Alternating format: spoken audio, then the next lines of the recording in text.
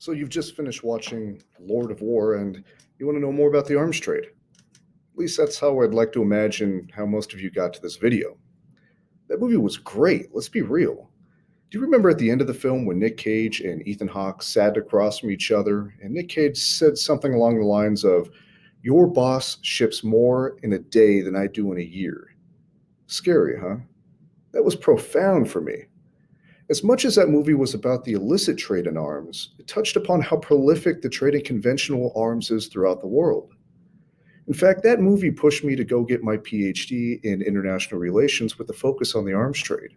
I probably don't have to explain to you, since you're watching this video right now, that the global trade in arms is nothing trivial. The fact that so few of us actually pay attention to the conventional trade in arms is shocking.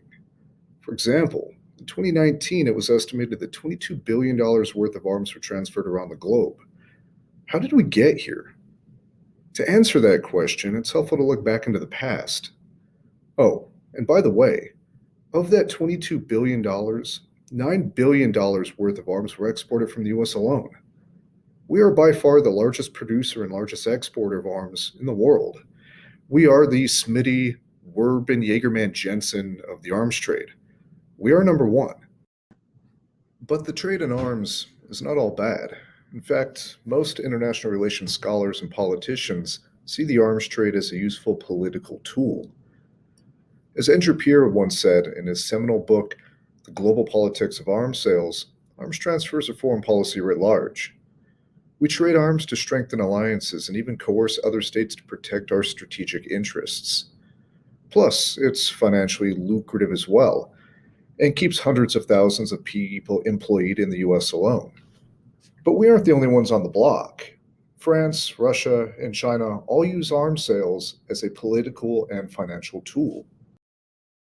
Even if we were to discuss the arms trade as a purely political tool, we're still lost if we only examine the arms trade as a simple tracing of who sold what to whom, because it tells nothing about the structure of the system. A state's position in the international arms trade system and the progress of the system itself crucially affects the options states possess for using transfers and arms production as a tool of foreign policy. So if we want to understand the arms trade, it's helpful to take a historical look at arms production and trade. By doing this, we can begin to trace out this arms trade system.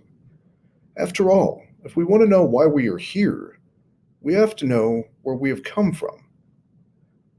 And taking a systems level approach is going to help us do that. But at the same time, taking a systems level approach is somewhat difficult.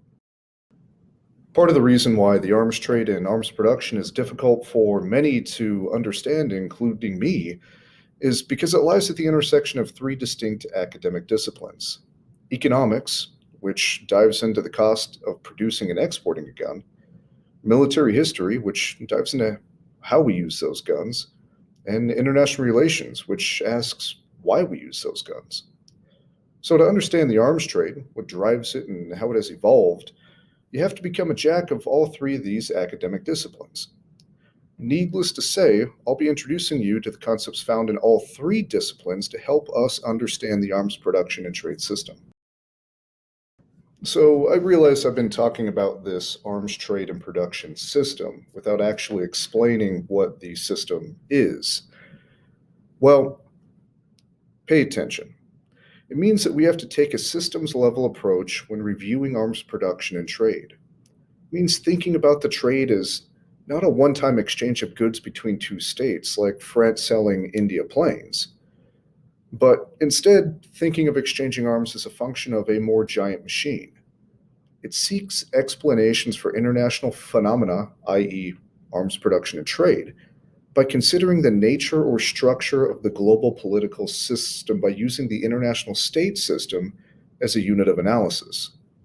Suppose we begin to examine the arms trade and production from a systems level approach.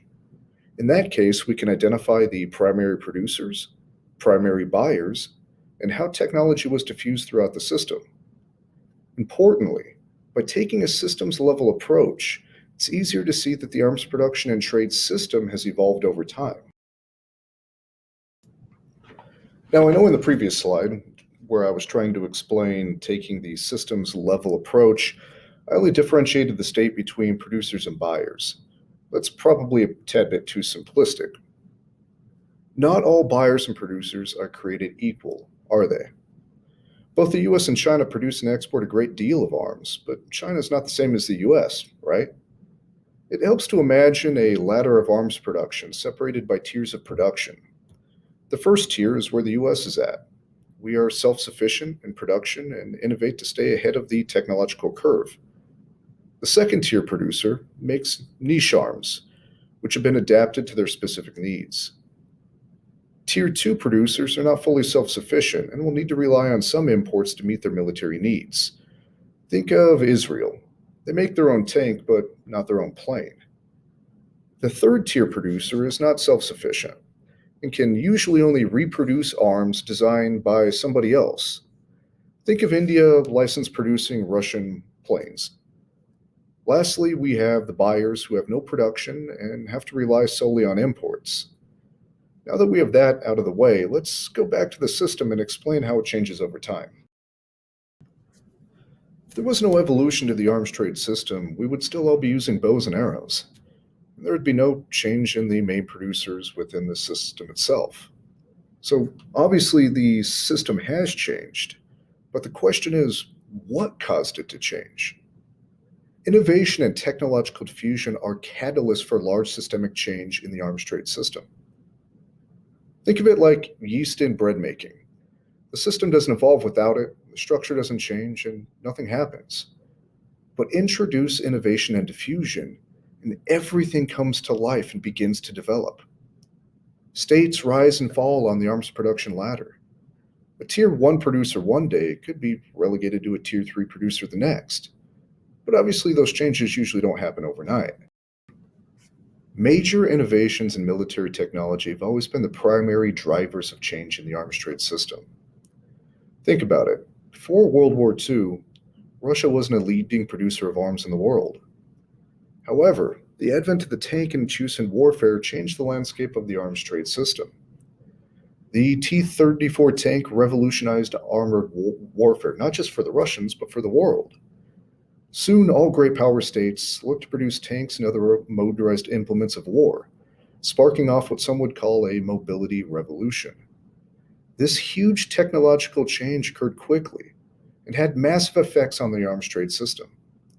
A tremendous technological advance created massive change systemically in a short period. But what is this called? This is where economics and organization theory give us some help with the theory of punctuated equilibrium.